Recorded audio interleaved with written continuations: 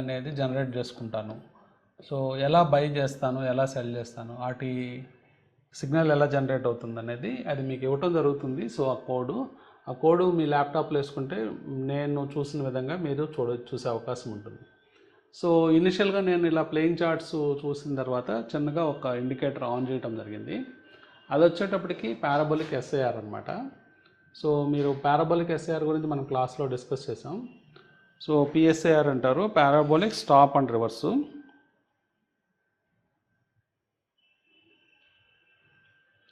So parabolic SIR ఇలా on చేస్తే ఒక పర్టికులర్ స్టాక్లో మీకు ఇండికేటర్ ఇలా కనిపిస్తూ ఉంటుంది అనమాట. సో ఈ విధంగా కనిపించినప్పుడు ఎక్కడైతే మీకు ఈ స్టాక్లో సెల్లింగ్ ఉంటుందో ఇదంతా కూడా సెల్లింగ్ పార్ట్ అనమాట. సో ఇక్కడ మీకు ఇది ట్రైలింగ్ స్టాప్ లాస్ కింద తీసుకోవచ్చు ఈ డాట్స్ అన్నిటిని. సో ఎప్పుడైతే రివర్స్ అవుతుందో అక్కడ మళ్ళీ లాంగ్ అటెంప్ట్ చేయాలి, మళ్ళీ షార్ట్, మళ్ళీ లాంగ్. సో ఇట్లా నేను చాలా అంటే కొద్ది సంవత్సరాల పాటు పారాబోలిక్ ఎస్ఐఆర్ని బిలీవ్ చేసి ఆ సిస్టమ్ చేసేవాడిని. కాకపోతే ఏమయ్యేదంటే ఇట్లా కన్సాలిడేషన్ టైంలో చాలా లాస్ వచ్చేదన్నమాట.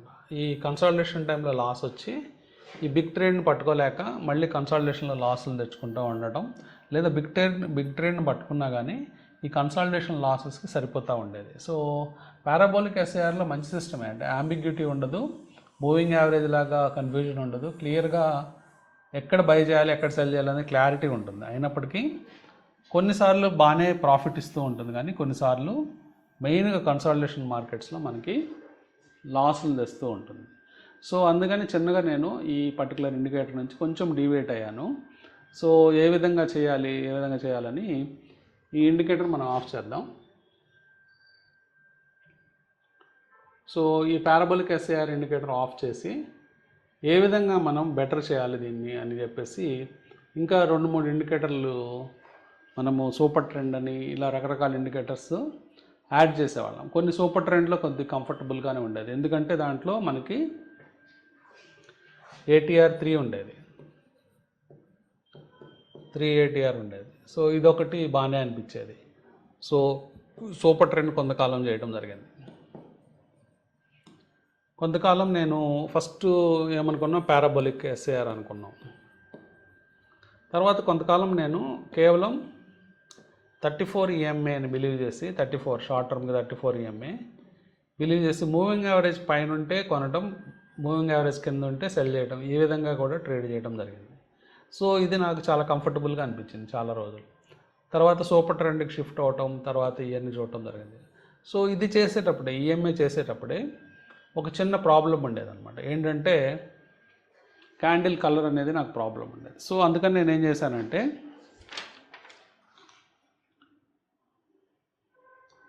సో మనం దీని మీద ప్లాట్ చేద్దాము EMAని.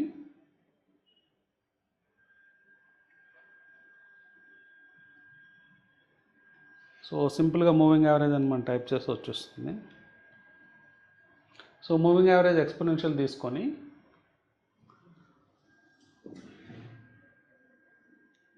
సో ఇక్కడ 9 ఉండే సెట్టింగ్స్లో 9ని 34 కింద మారుస్తున్నాను నేను.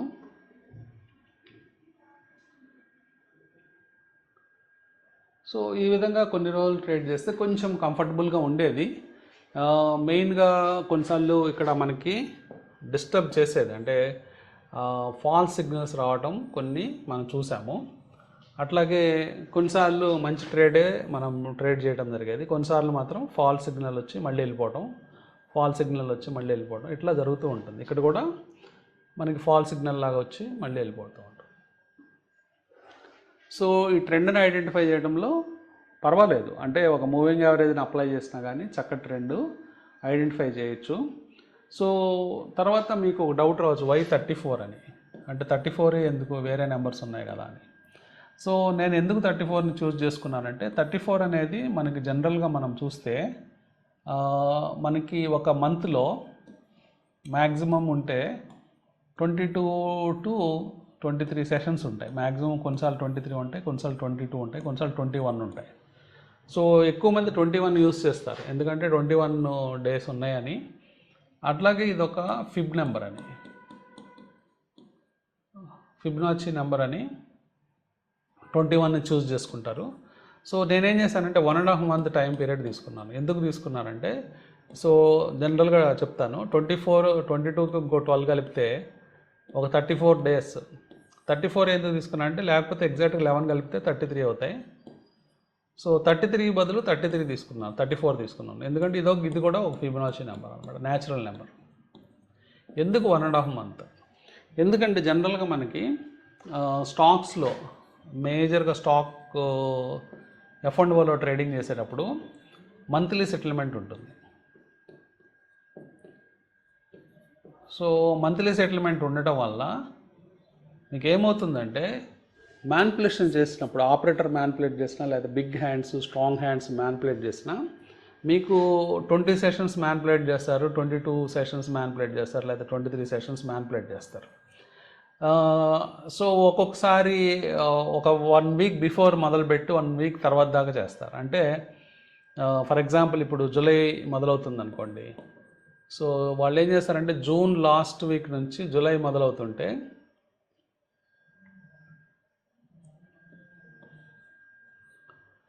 జూన్ లాస్ట్ వీక్ నుంచి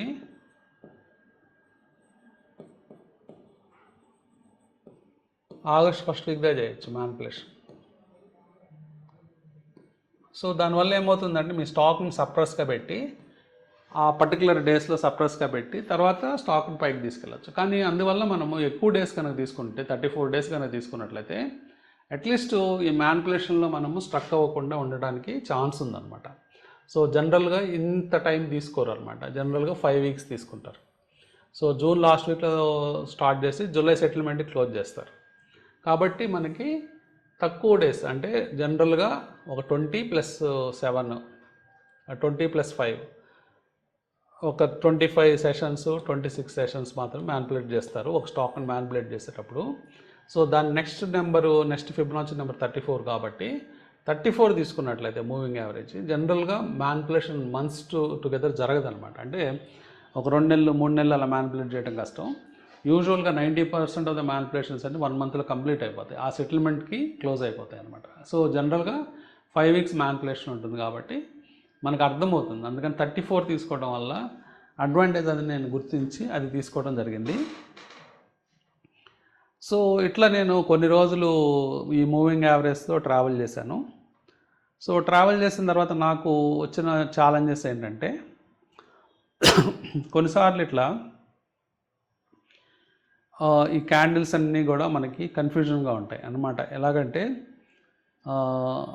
ఇక్కడ ఫర్ ఎగ్జాంపుల్ స్టాక్ రైజ్ అవుతూ ఉంది, రైజ్ అవుతున్న టైంలో కూడా మనకి ఇక్కడ చాలా రెడ్ క్యాండిల్స్ ఉన్నాయి. అంటే స్టాక్ పడిపోయేటప్పుడు రెడ్ క్యాండిల్ పడుతుంది, అట్లాగే ఈ రెడ్ క్యాండిల్స్ ఇవన్నీ కూడా మనకి ఏం చేస్తాయంటే మనకి కొంచెం ఫియర్ క్రియేట్ చేస్తాయి.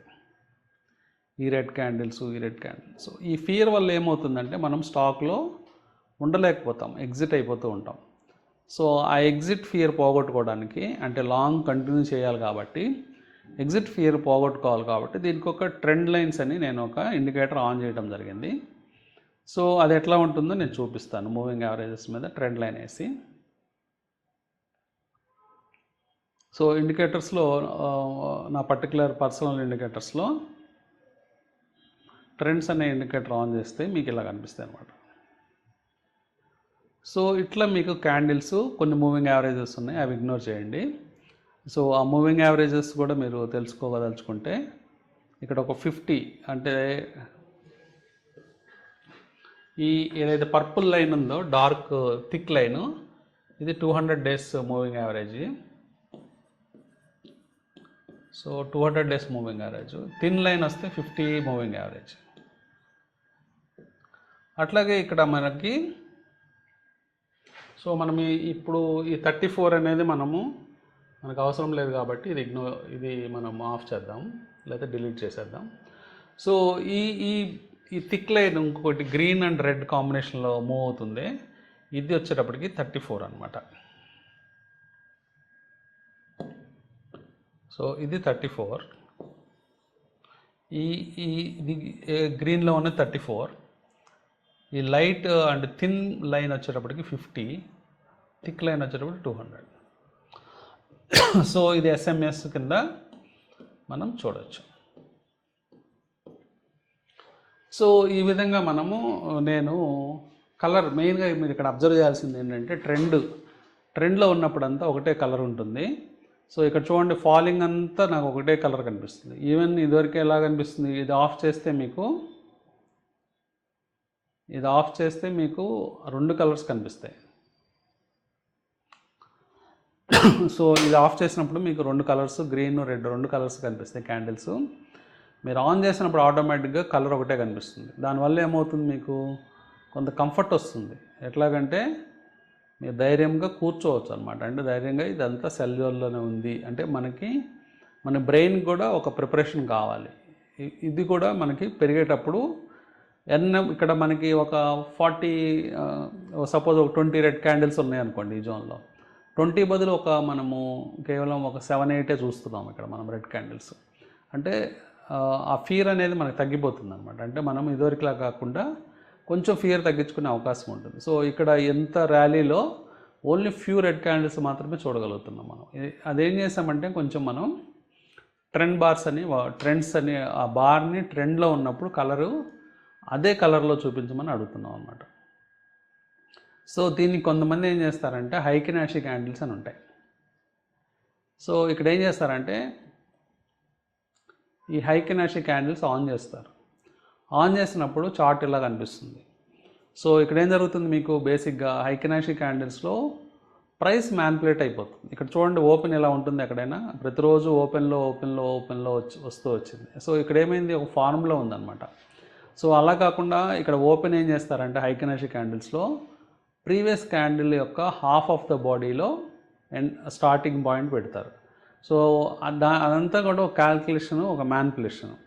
సో ఈవెన్ ట్రెండ్స్ చూడటానికి చక్కగా ఉపయోగపడుతున్నప్పటికీ కూడా నాకు ప్రైస్ మ్యానిపులేట్ చేసి చూపించడం అనేది, అంటే మనకి ఒరిజినల్ ప్రైస్ చూస్తే మనకు కలిగే ఫీల్ వేరు, ఇక్కడ మ్యానిపులేటెడ్గా లేని ప్రైస్ చూపించి మనకి వేరే విధంగా చూపించడం వేరు. అందుకని నేను ఈ హైకినాషి క్యాండిల్స్ అనేవి నేను వాడకుండా నేను ఈ ట్రెండ్ బార్స్ అని ట్రెండ్ ఎలా చూపిస్తుందో అలాంటివి వాడటం మొదలుపెట్టాను అనమాట. సో దానివల్ల ఏమవుతుందంటే ఇప్పుడు నేను హైకినాషి క్యాండిల్స్ తీసేస్తాను.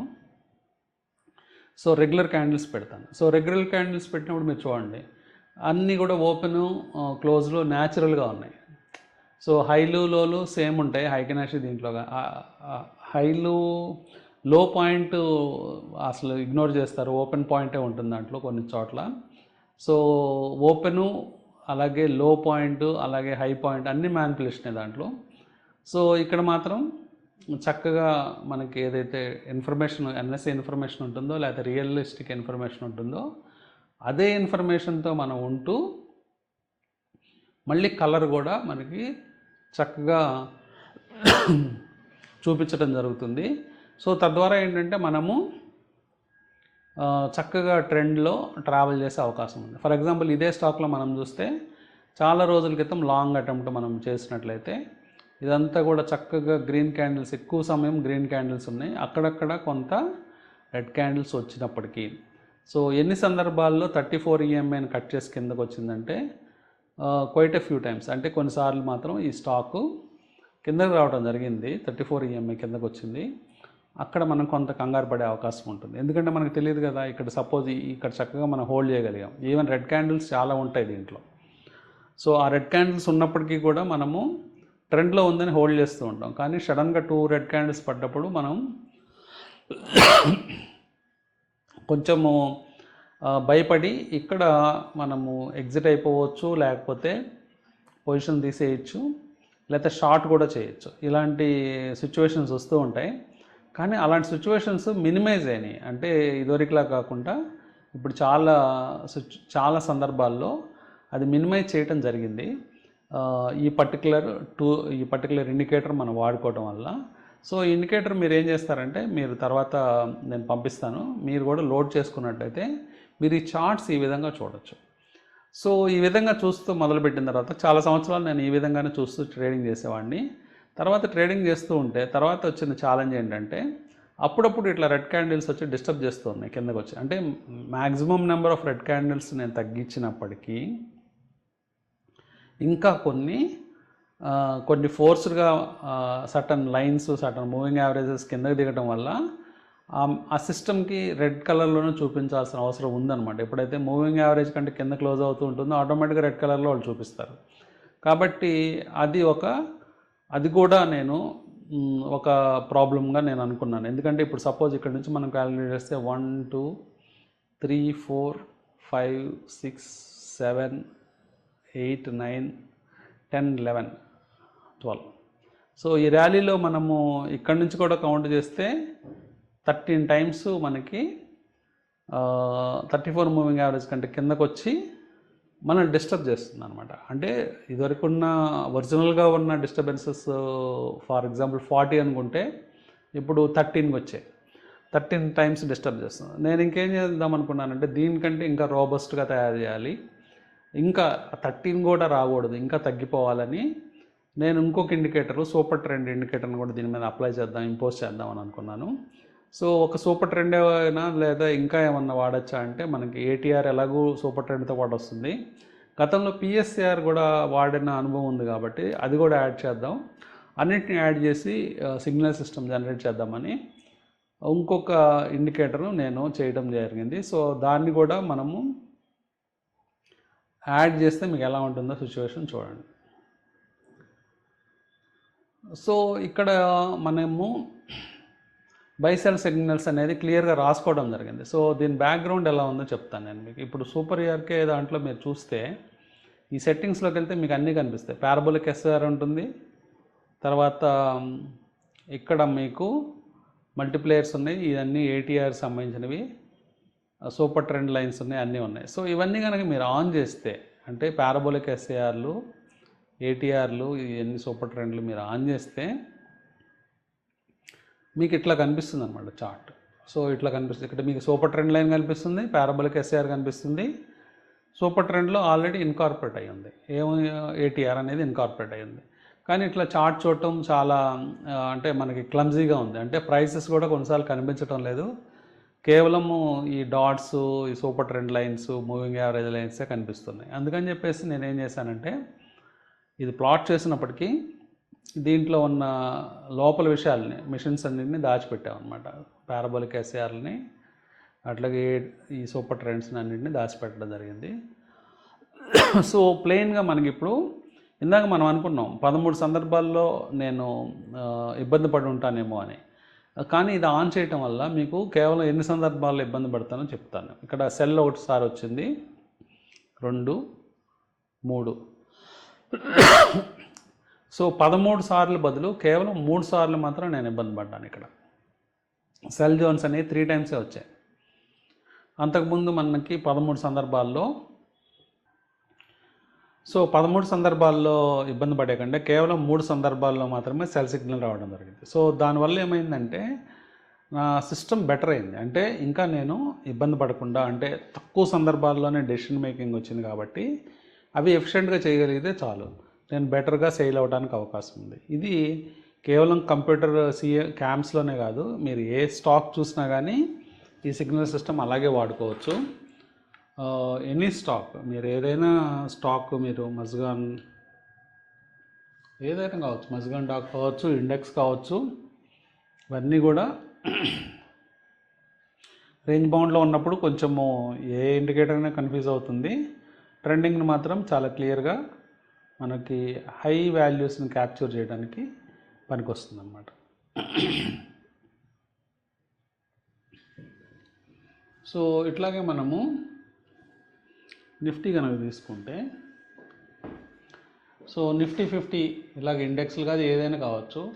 సో మనకు తెలుసు ఏ టైం ఫ్రేమ్ చూస్తున్నామంటే ఎలాంటి పొజిషన్లు తీసుకోవాలో మనకు ఐడియా ఉంది. సపోజ్ నేను షార్టర్ టైం ఫ్రేమ్ ఇంట్రాడే కోసం 3 మినిట్స్ తీసుకున్నాను అనుకోండి. సో 3 మినిట్స్ తీసుకున్నప్పుడు నేను ఈ పర్టికులర్ చార్ట్స్ని చూస్తూ నేను ఇన్వెస్ట్ చేయాలి. అంటే బయింగ్ చేయడం కానీ, సెల్లింగ్ చేయడం కానీ ట్రేడింగ్కి ఉపయోగించుకోవాలి. సో రియలిస్టిక్గా మనం ఎట్లాంటి ట్రేడ్స్ తీసుకుంటామో, ఎట్లాంటి టైంలో మనం ట్రేడ్ తీసుకుంటామో చూద్దాము. సో ఇక్కడ కనుక చూస్తే మీరు ఎప్పుడు కూడా ఇక్కడ బై అనేది ఫ్లాష్ అయిన తర్వాత, అంటే కంప్లీట్గా క్యాండిల్ క్లోజ్ అయ్యి ఇక్కడ బై అనేది రావాలి. అది మాత్రం ఎప్పుడు గుర్తుపెట్టుకోండి. అంటే రన్నింగ్లో కూడా మీకు కొన్ని క్యాండిల్స్ రన్ అయ్యేటప్పుడు ఆ పర్టికులర్ 3 మినిట్స్ ఏ టైంలో పెట్టుకుంటే డైలీ పెట్టుకుంటే డైలీలో ఇక్కడ మీకు ఒక చోట బై వస్తుంది. ఆ బై వచ్చింది, ఇక్కడ బై వచ్చిందంటే అది ఎండ్ ఆఫ్ ద డేనే రాదు, డ్యూరింగ్ ద డే కూడా వస్తుంది.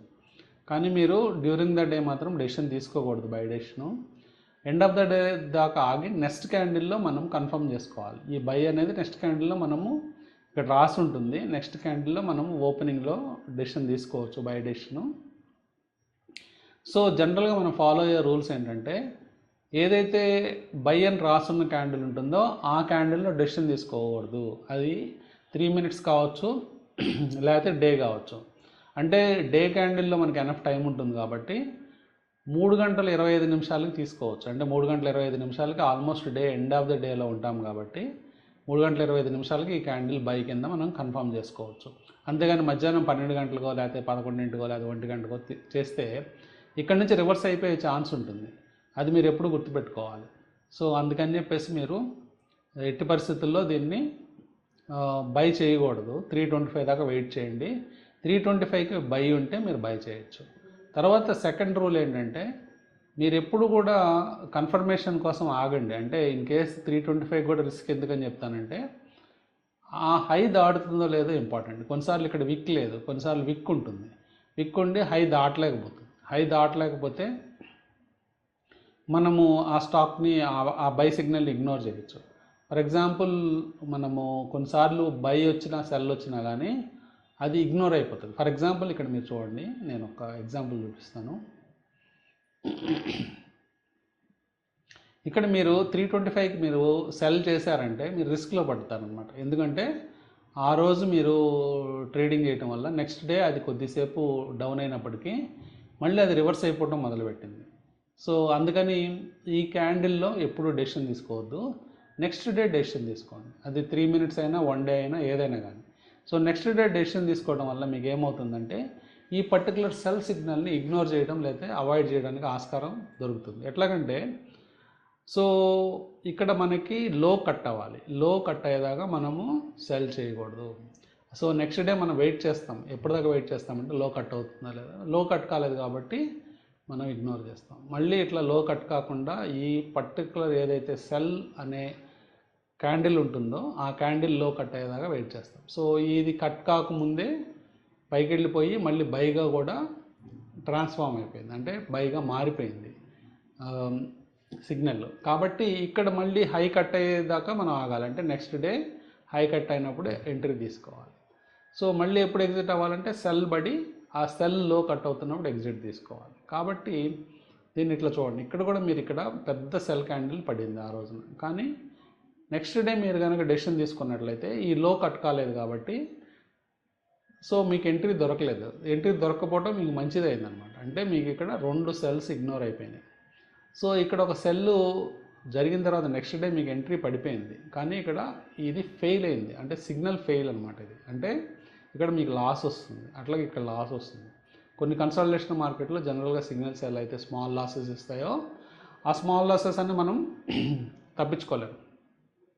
కానీ ఎక్కడైతే అవాయిడ్ చేయగలిగే సిచ్యువేషన్ ఉంటుందో అది మాత్రం మనం క్లియర్గా అవాయిడ్ చేయడానికి ఇలాంటి క్యాండిల్స్లో మనకి అది చూడటానికి అవకాశం దొరికింది అనమాట. అంటే మీరు ఇక్కడ ఇలాంటి సెల్ సిగ్నల్ పడ్డ క్యాండిల్ దాన్ని లో కట్ కానంతసేపు మీరు సెల్ చేయొద్దు. ఈ లోపలే అది రివర్స్ అయిపోయి బై కూడా అయిపోయింది కాబట్టి బైలోనే ఉండాలి. ఎప్పుడైతే ఈ బై వచ్చిన నెక్స్ట్ డే దీని హై దాటిందో మీరు బై చేసేసుకోవచ్చు. కాబట్టి కన్ఫర్మేషన్గా ఇక్కడ కన్ఫర్మ్డ్గా ఇక్కడ బై చేసుకొని లాంగ్ అటెంప్ట్ ట్రై చేయొచ్చు. సో ఈ విధంగా మనం సిగ్నల్స్ వాడుకోవాల్సిన అవసరం ఉంది. అంతేగాని జస్ట్ ఇక్కడ బై కనిపించిన వెంటనే మనం బై చేసేయడం, సెల్ కనిపించిన వెంటనే సెల్ చేసామంటే కొన్నిసార్లు మనం అనవసరంగా ఆ పర్టికులర్ సిగ్నల్ ఇరుక్కుపోయి అనవసరంగా మనీ పోగొట్టుకునే అవకాశం ఉంది.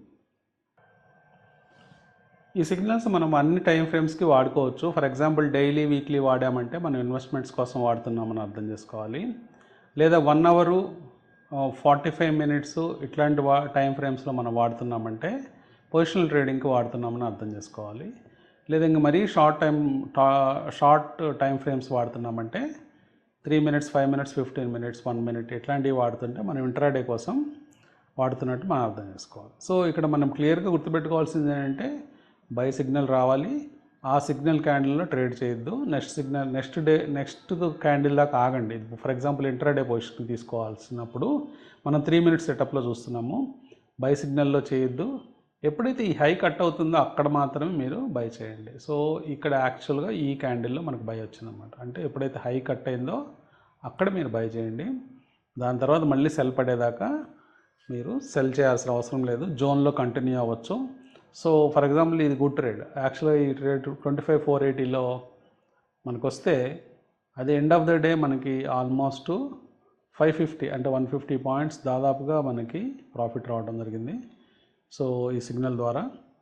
సో నెక్స్ట్ డే మనకి చక్కగా మళ్ళీ ఎప్పుడు తీసుకోవాలి, రీఎంట్రీ ఎప్పుడు తీసుకోవాలంటే నెక్స్ట్ డే మళ్ళీ ట్రేడింగ్ మొదలుపెట్టినప్పుడు వెంటనే నెక్స్ట్ డే ఇలా ఓపెన్ అయ్యి మళ్ళీ హైకి వెళ్ళిపోతున్నప్పుడు ఇదంతా కూడా మనకి ఇక్కడ తీసుకోకూడదు. ఎప్పుడు కూడా మనం ఎప్పుడు తీసుకోవాలంటే మూవింగ్ యావరేజ్ని టచ్ చేస్తే రివర్సల్స్ అవుతూ ఉంటాయి క్యాండిల్స్. సో ఈ క్యాండిల్ రివర్సల్స్లో అయినా మనం బై చేయొచ్చు, లేదా ఈ స్మాల్ క్యాండిల్ రివర్సల్లో అయినా మనం బై చేయొచ్చు. సో ఎప్పుడు కూడా మూవింగ్ యావరేజ్ దగ్గరగా వచ్చినప్పుడు మాత్రమే బై చేయండి. అట్లాగే సెల్ చేసేటప్పుడు కూడా ఇక్కడ చూడండి, మళ్ళీ మూవింగ్ యావరేజెస్ దగ్గరగా వచ్చినప్పుడు సెల్ చేయండి. అంటే కంటిన్యూషన్లో ఉన్నప్పుడు ట్రేడ్ ఎప్పుడు తీసుకోవాలనే డౌట్ వస్తుంది కాబట్టి. అంటే ఇక్కడ మీరు ఏం చేస్తారు, ఇక్కడ బై చేస్తారు, end of the day position close చేసుకుని ఇంటికి వెళ్ళిపోతారు.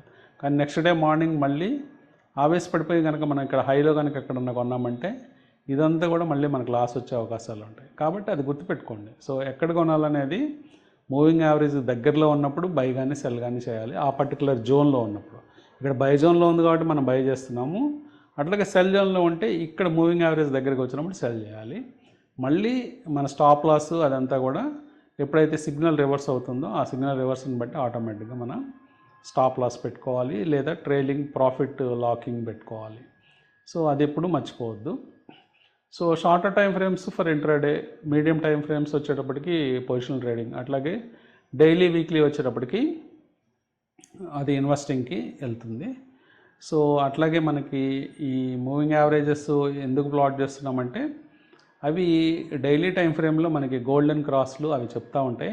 సో డైలీ టైం ఫ్రేమ్లో ఇక్కడ మనకి గోల్డెన్ క్రాస్ జరిగింది. సో ఒక ఇన్వెస్ట్మెంట్ ఆపర్చునిటీ వచ్చినట్టే మనకి. అట్లాగే డెత్ క్రాస్ ఎప్పుడైతే వస్తుందో మనం ఎగ్జిట్ అయిపోవడం better. So golden cross, death క్రాస్ని మనం ఉపయోగించుకోవడానికి ఇది మనకు ఉపయోగపడుతుంది. అట్లాగే రీసెంట్ టైమ్స్లో మళ్ళీ ఒక గోల్డెన్ క్రాస్ ఫార్మేషన్ ఇక్కడ మనం చూసాము. ఆ ఫార్మేషన్ దగ్గర మీరు లాంగ్ టర్మ్ అంటే కొంచెం పొజిషనల్ ట్రేడింగ్ అనేది చేసినట్లయితే చక్కగా ఒక 500 నుంచి 700 పాయింట్స్ ప్రాఫిట్ బుక్ చేసే అవకాశం వచ్చింది. సో ఈ విధంగా మనకి బేసిక్గా ఒక ట్రెండ్ ఎలా ఉందనే తెలియడానికి అర్థమవుతుంది. అట్లాగే జోన్స్ చూపించారు కాబట్టి ఎక్కడ బై చేయాలి, ఎక్కడ సెల్ చేయాలి, ఎప్పుడు ఏ జోన్లో ఉండాలి. సో ఇక్కడ మనం బై జోన్లో ఉన్నాం డైలీ టైం ఫ్రేమ్లో. అంటే పొజిషనల్ ట్రేడింగ్ కానీ కొంచెము మోర్ దెన్ 10 days 15 days కూడా ఇది ఉపయోగపడుతుంది కాబట్టి. సో మనం చక్కగా బై జోన్లో ఉన్నాం కాబట్టి బైలోనే ఉండాలి. మన ఆపర్చునిటీస్ ఎప్పుడైనా పుల్ బ్యాక్ వచ్చినప్పుడు మనం ఎత్తుక్కుంటూ ఉండాలి. ఎప్పుడైతే రివర్సల్స్ వస్తూ ఉంటాయో, రివర్సల్స్ వచ్చి కొంచెం డిప్ తీసుకుంటాయో, లేదా మూవింగ్ యావరేజెస్ దగ్గరగా వస్తాయో, సో జోన్ మారకూడదు. జోన్ మారకుండా బై జోన్లోనే ఉండి రివర్స్ అవుతున్నప్పుడు మనం ఎంట్రీస్ తీసుకుంటే మంచి ప్రాఫిట్ వచ్చే అవకాశం ఉంటుంది. కాబట్టి దీన్ని మీరు తీసుకోండి. నేను ఈ కోడ్ పంపిస్తాను, మీకు మీ సిస్టమ్స్లో లోడ్ చేసుకున్నట్లయితే ఈ సిస్టమ్ మీరు వాడుకోవచ్చు చక్కగా. అట్లాగే మనం చాలా ఇండికేటర్స్ నేర్చుకున్నాము. ఆ ఇండికేటర్స్ నేర్చుకున్న వాటి మీద కూడా మీరు ప్రాక్టీస్ చేయొచ్చు. వాటికి స్క్రీనర్స్ రాసుకోవచ్చు. అవన్నీ కూడా ఎట్లా రాసుకోవాలి ఏంటనేది ఇంకొక సెషన్లో మనం చూద్దాము. దానికి మెయిన్గా చార్టింగ్ అనే టూలు వెబ్సైట్ యూజ్ చేస్తాము. సో ఈరోజు మనము మొత్తం చూసిన టాపిక్స్ వచ్చేటప్పటికి చూసే టాపిక్స్ మెయిన్గా యాప్స్ ఏమున్నాయి, ఇంపార్టెంట్ యాప్స్. అట్లాగే ఇందాక ఆ వెబ్సైట్కి సంబంధించిన యాప్స్ కూడా ఇక్కడ ఉంటాయి. అవి కూడా మీరు పర్టికులర్ మీ బ్రోకర్ యాప్స్ కూడా పనిచేస్తాయి. అట్లాగే వెబ్సైట్స్ ఏమేమి ఉన్నాయి, ఇంపార్టెంట్ వెబ్సైట్స్, ఆ వెబ్సైట్ని మనం ఏ విధంగా ఉపయోగించుకోవాలో చూడటం జరిగింది. సో అట్లాగే మన సిగ్నల్ సిస్టమ్ ఎట్లా వాడుకోవాలో చూడటం జరిగింది. సో ఇవన్నీ కూడా మీరు చక్కగా గుర్తుపెట్టుకుంటే మీకు మంచి సిగ్నల్స్ ఫామ్ చేసుకుంటారు. అట్లాగే మంచి సిగ్నల్స్ని ఐడెంటిఫై చేయడానికి మీకు అవకాశం ఉంటుంది.